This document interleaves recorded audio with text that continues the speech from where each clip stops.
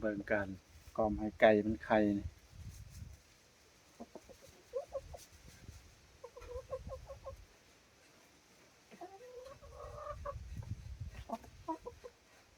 นี่มันรักไข่ใช่ไหม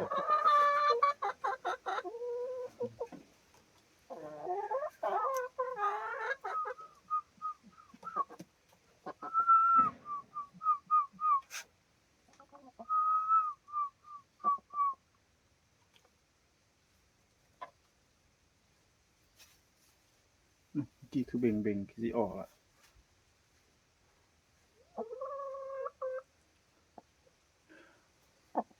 กินนี่ท้องมันเบ่ง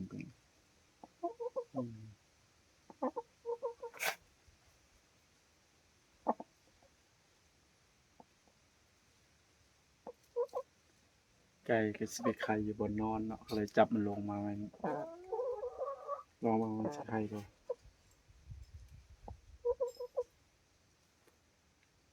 ส่งแล้วเนาะ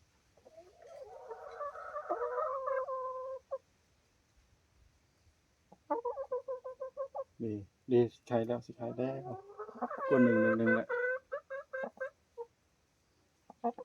บ่เห็นซับกล้องก็ได้เอาตั้งไข่แล้วนี่ไข่เลยเดี๋ยวสิหักไว้ให้ดอกปึ๊บเนาะ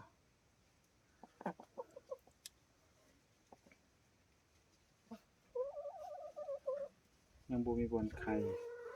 ยังหาล็อกเองบ่ได้อ้าวออกแล้วแม่มันบ่นิ่งก็เลยบ่มีแรงเบ่งนิ่งไว้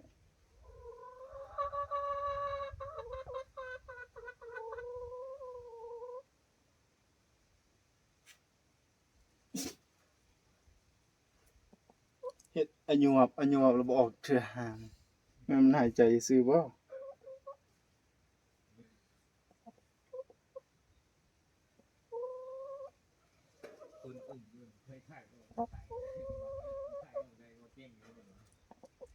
หรือว่ามันยืนบ่เที่ยงไก่แม่นั่นนะมาวนมันน่ะ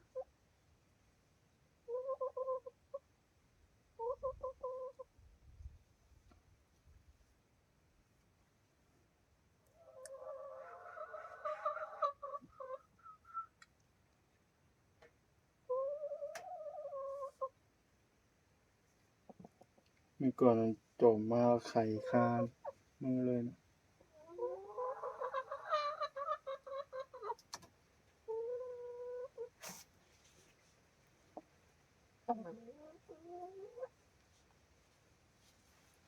บ่แม่นบอนก็ไปยอมไข่อีกแล้วว้าไก่ตัวนี้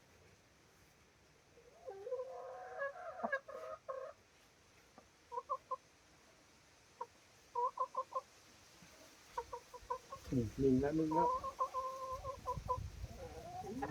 โอ๊ยนิ่งคักแน่คิดว่าสิไข่แล้วสิแล่นหนีซ้ำบัดนี้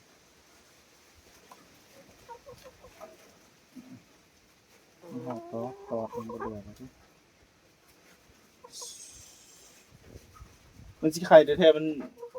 ยืนจึ้งโดดๆนะเนาะแล้วก็ขาตามลงนั่นน่ะย่อลงโอ้บ่กล้าน่าอายกล้องบ่จักเกี่ยวกับเขาเลยมาอดบ่ได้ละมาเอาไปไข่ได้ฮั่นไข่นะฮะ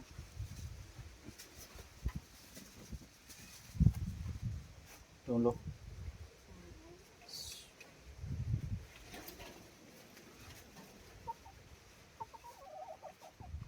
บอนแจ้งก็บ่ไข่ได้ดอกมันอายกล้องบ่จักตามลงบ่ยอมลงได้ไหม